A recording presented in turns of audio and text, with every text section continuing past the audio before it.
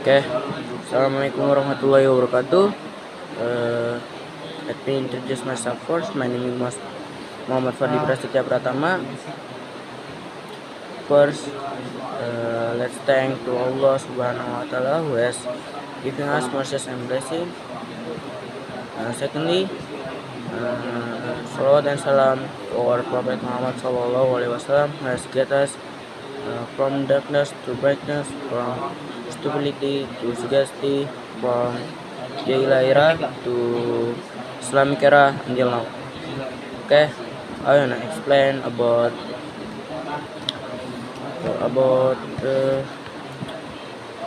story of Prophet Muhammad Sallallahu Alaihi Wasallam. Okay, first, birth of the Prophet Muhammad on the 12th Rabiul Awal in year of the 11th, coinciding with the month of April in 570 Masehi. Sita Aminah gave birth to a son with great happiness. Abdul Muttalib carried the baby and brought him to the Kaaba, and the baby was named Muhammad. Okay. Ini bahasa disusukan kepada Halimah binti Abi Ibrahim. Pada hari ke-8 dari kelahirannya, Muhammad diserahkan kepada keluarga Sa'ad yang bernama Halimah binti Abi Duaib untuk disusukan. Muhammad tinggal pada keluarga Sa'ad atau Halimah sampai mencapai usia 5 tahun. Dia belajar menggunakan bahasa Arab yang murni serta belajar sifat-sifat terpuji yang terpatri dalam jiwa dan pribadinya. Setelah 5 tahun hidup bersama Halimah, Muhammad diantarkan kepada ibunya di Mekah. Siti Aminah dan Abdul Muttalib meninggal muda. Nah, ini materi ketiga. Pada saat Muhammad berusia 6 tahun, Aminah mengajaknya berziarah ke makam ayahnya Abdullah di Madinah. Setelah 1 bulan Aminah di Madinah, dia pulang bersama rombongan, namun di tengah perjalanan, tepatnya di Abwa, Bukit Abwa, Ibunda Aminah menderita sakit dan meninggal dunia, kemudian dikuburkan di tempat itu. Begitu sedih dan pilu hati Muhammad, mempunyai ayah maupun ibu. Muhammad pulang ke Mekah dan tinggal bersama kakeknya Abdul Muttalib. Tak lama kakeknya pun dipanggil untuk menghadap Allah Subhanahu wa Ta'ala pada usia 80 tahun. Oke. Selanjutnya, Muhammad diasuh oleh Abu Thalib. Pada saat Muhammad sedang berduka, pamannya Abu Thalib mengajak Muhammad untuk tinggal bersama keluarganya. Abu Thalib yang sangat menyayanginya. Hal itu disebabkan budi pekerti Muhammad yang luhur, cerdas, suka berbakti dan baik hati. Dalam usia 12 tahun, Muhammad sudah dapat bekerja membantu pamannya mengembala domba, atau bahkan sekali diajak pamannya berniaga atau berdagang. Ketika Muhammad berniaga di Basrah, selatan Syam, Muhammad bertemu dengan Rohib, pendeta Bahira. Rohib itu telah melihat tanda-tanda kenabian pada diri Muhammad SAW saat waktu kecil. Muhammad berdagang.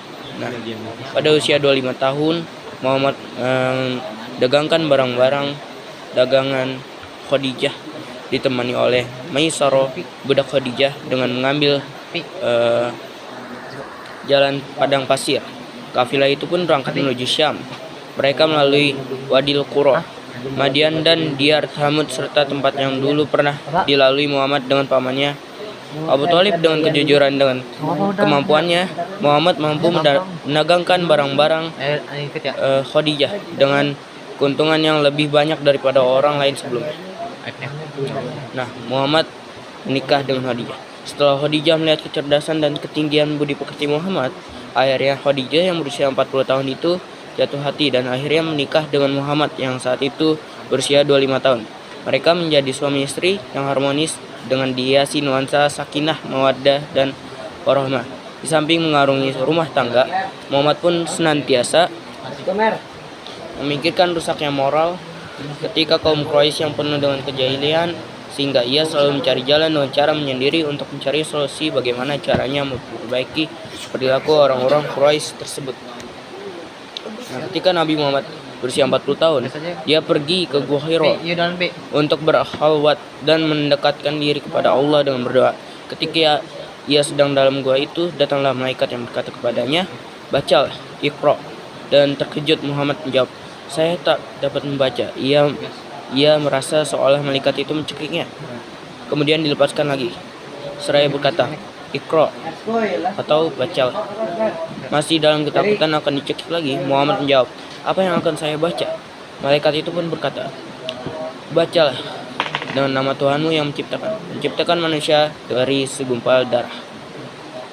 Bacalah, dan Tuhanmu Maha Pemurah, yang mengajarkan dengan pena, mengajarkan kepada manusia apa yang belum diketahuinya."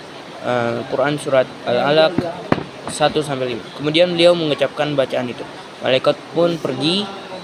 Setelah kata-kata itu terpatri dalam hati Nabi Muhammad, namun ia merasa ketakutan sambil bertanya-tanya pada dirinya, gerangan apakah yang dilihatnya. Setelah menerima wahyu yang pertama itu, maka Muhammad menjadi seorang utusan Rasul, sehingga dia mempunyai kewajiban untuk menyampaikan ajaran Allah Subhanahu wa taala kepada umat manusia. Okay, maybe that's all for me. Thank you very much. Assalamualaikum warahmatullahi wabarakatuh.